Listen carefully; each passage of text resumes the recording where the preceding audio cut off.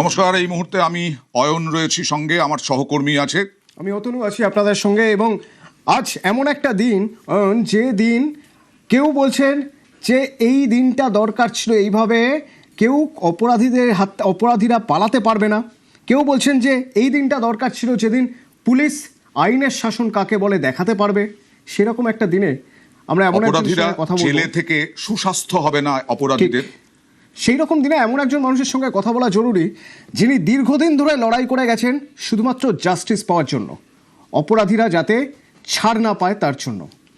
কামদুনির কথা মনে আছে, কারণ আমরা জানি আমাদের সাংবাদিকতার জীবনে আমরা এমন একটা দিন দেখেছি এই কামদুনির ঘটনার সময়, এবং তখন আমরা যে মুখগুলোকে দেখেছিলাম, যাদের আমরা দেখেছিলাম যে তারা সামনে থেকে এসে লড়াই করছেন, তাদেরই একজন আমাদের সঙ্গে এখন আছেন, টুম্পা কয়াল। আমার প্রথম একটু জানতে চাইবো যে কত বছর হলো? 14 বছরেরও বেশি। 14 বছরে পড়েছে। বিচার পেয়েছেন? দেখুন, বিচার তো যে বিগত দিনের যে সরকার ছিল সেই সরকার তো কখনো চাননি যে কামদুনি বিচার পাক।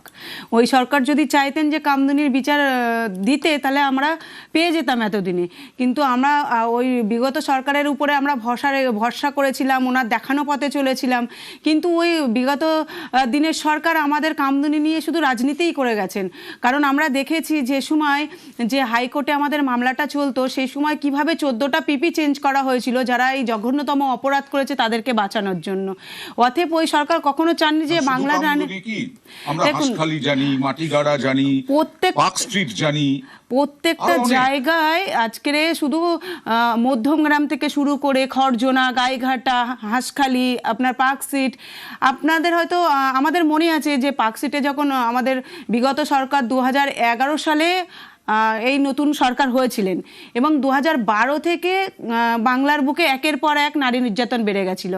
এবং যে সময় 2012-তে সুজেট বলে একজন মহিলার সঙ্গে রেপ হন, এবং আমাদের বর্তমান বিগত যে সরকার ছিলেন তিনি বলেছিলেন মেয়েটির চরিত্র খারাপ ছিল, মেয়েটি খদ্দের সঙ্গে দর কষাকষি করছিল। এবং আমরা কামদুনের ক্ষেত্রে দেখেছি, কামদুনে বলেছিলেন যে ছোট্ট ঘটনা, শরীর থাকলে যেমন একটু আধটু জটদারি হয় তেমন একটু আধটু ধর্ষণও হয়।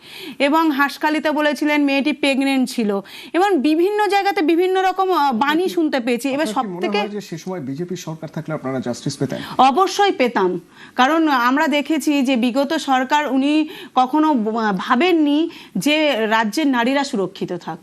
একজন আমাদের এটা লাগে যে একজন মহিলা মুখ্যমন্ত্রী, যেখানে মহিলা মুখ্যমন্ত্রী থেকেও আমরা সেফ ছিলাম না এই বাংলাতে, সেই জায়গায় দাঁড়িয়ে আশা করছি বিগত দিনে যদি বিজেপি সরকার থাকতেন প্রত্যেকটা জায়গায় বিচার পেতেন, প্রত্যেকেই জাস্টিস পেতেন।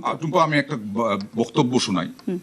এখনো পর্যন্ত বোধহয় গত কয়েক বছরে এই রকম পালাবদলের আগে এই রকম ভরসার কথা, বিশ্বাস রাখার কথা এরকম কাউকে, কোন নির্যাতিতার বাবাকে বলতে শুনিনি। কি বলছেন দেখুন। এই মুহূর্তে একজনের গুলিতে মৃত্যুও হয়েছে, যার মূল অভিযুক্তদের মধ্যে আরো একজন যিনি ছিলেন। কিভাবে দেখছেন? মুখ্যমন্ত্রীর উপর আমার পুরো ভরসা আছে। দাদার সঙ্গে কাল কথা হয়েছে, দাদার ওপর পুরো ভরসা রেখেছি। দাদা যেটা করবে বলেছে আমি সেটা মাথা পেতে নেবো।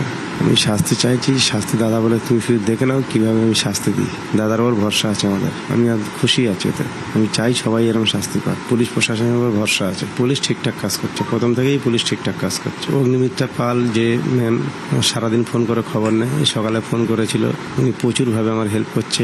দিদিকে অনেক অনেক ধন্যবাদ, দিদি আমাদের পাশে আছে। আর দাদা তো আছেই, মুখ্যমন্ত্রী যে শুভেন্দু অধিকারী দাদা ভাই আমাদের সঙ্গে আছে, উনি ভরসা দিয়েছে, ওনার উপর ফুল ভরসা আছে আমাদের। দাদা বলেছে এমন শাস্তি দেবো তুমি শুধু দেখে নেবে, কঠোরভাবে শাস্তি দেবে বলেছে। দাদা যেরকম শাস্তি দেবে সেটা আমরা মাথা পেতে নেবো, দাদার উপরে ভরসা আছে আমাদের। অতনু, এই মুহূর্তে সরাসরি চলে যাব কামদুনি নির্যাতিতার দাদার কাছে। তিনি আছেন এই মুহূর্তে আমাদের সঙ্গে। আমরা জানি মানসিক দিক থেকে কিভাবে এবং শারীরিক দিক থেকেও কিভাবে আপনি লড়াই করে গেছেন বিচার পাওয়ার জন্য। এত বছর ধরে, 14 বছরে পড়ল। এই এনকাউন্টার সমর্থন করেন?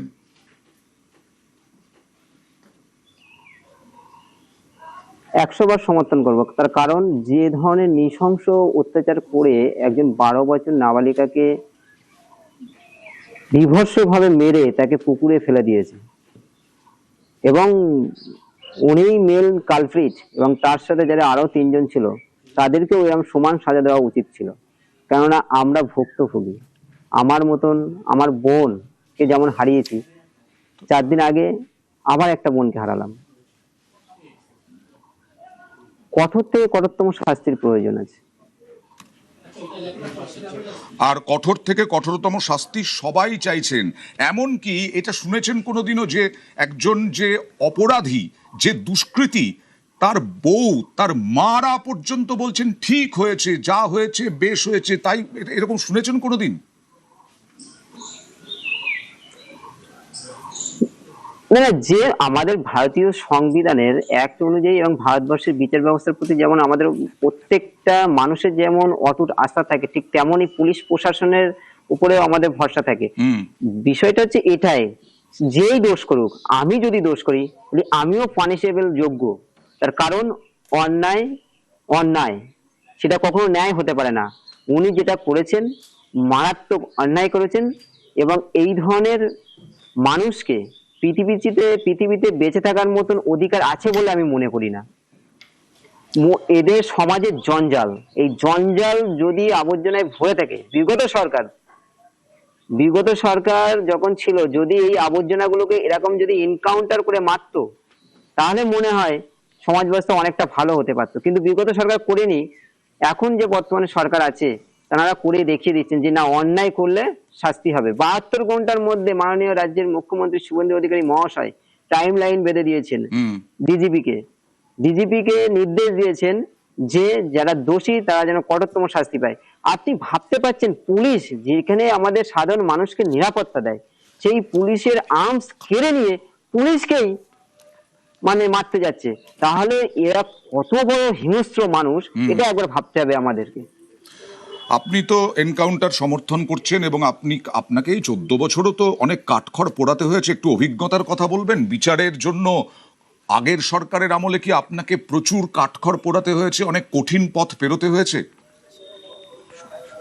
প্রচুর মানে আমি বলছি দাদা, আপনাদের নিউজ চ্যানেলে আমি একাধিকবার 14 বছরে আমি প্রচুরবার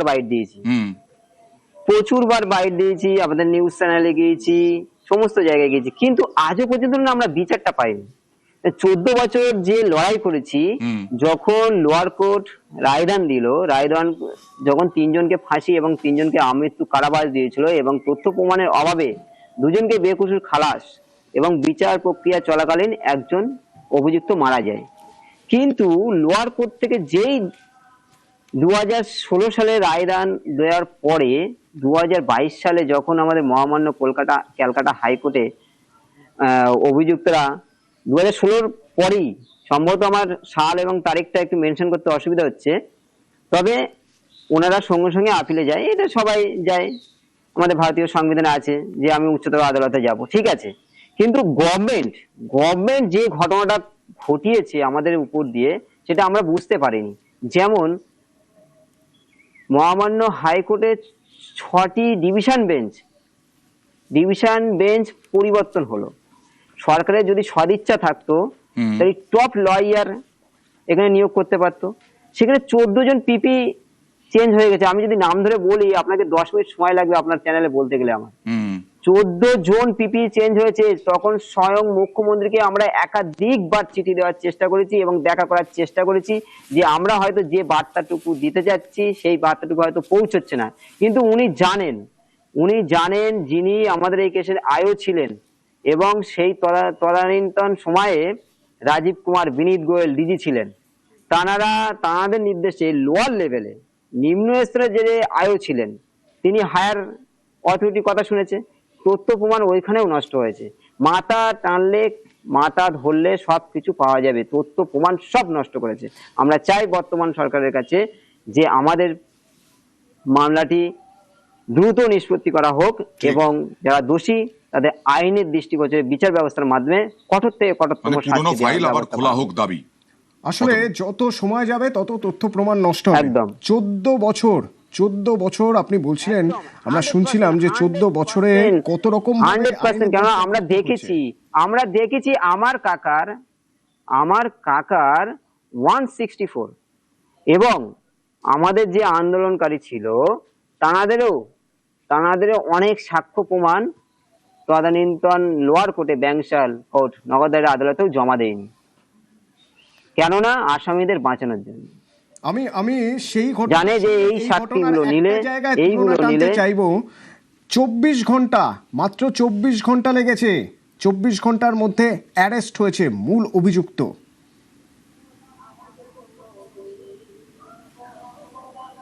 হ্যাঁ, এটা তো মানে বর্তমান রাজ্য প্রশাসনকে সাধুবাদ আমি অবশ্যই জানাবো। তার কারণ আমরা দেখেছি আমাদের কেসের ক্ষেত্রে পুলিশের কি ঢিলেমি ছিল এবং সিআইডির কি ঢিলেমি ছিল, কিন্তু বর্তমান রাজ্য প্রশাসন কঠোর হাতে দমন করছে, কঠোর হাতে প্রশাসনিক ক্ষমতা চালিয়ে যাচ্ছে। এটাই আমরা চাই একদম বর্তমান সমাজে, সভ্য সমাজে আমরা এটাই চাই। আমরাও চাই সঠিক আপনাদের এই punishment-টা যেন পুরো পায়। ফাইলটা আবার খুলুক এই সরকার এবং আপনারা বিচার পান। আমাদেরকে সময় দেওয়ার জন্য এই 14 বছর পরেও আপনি বিচার চেয়ে চলেছেন, তার জন্য অনেক বাংলাকে ধন্যবাদ। আমাদের মাধ্যমে আবার বিচার চাইলেন। আপনাদের নিউজ 18 বাংলার তরফ থেকে আমি একটি জিনিস আবেদন রাখছি, বিষয়টা রাজ্যের প্রশাসনিক প্রধান, রাজ্যের মাননীয় মুখ্যমন্ত্রী শুভেন্দু অধিকারী মহাশয় যদি আমাদেরকে একটু 5 মিনিটের জন্য যদি কোনোদিন যেখানে বলবে সেখানে গিয়ে যদি দেখা করতে বলে, আমরা আমাদের কেসের বিষয়টা নিয়ে বলতে চাই মাননীয় মুখ্যমন্ত্রীর কাছে। আপনাদের এই মাধ্যম বেশ। দিয়ে যদি একটু পৌঁছে দেন তাহলে খুব নিশ্চয়।